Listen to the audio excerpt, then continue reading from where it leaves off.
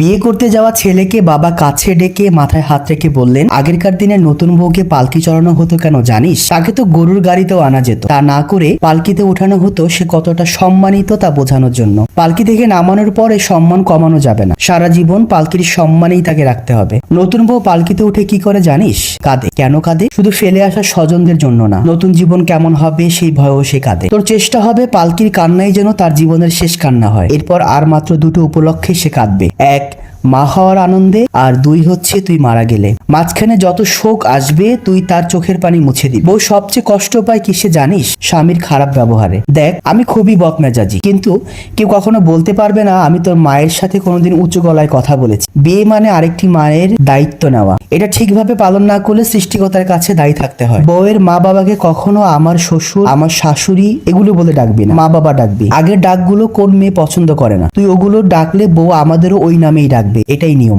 মনে রাখিস, সৃষ্টিকর্তার পাল্লা সমান।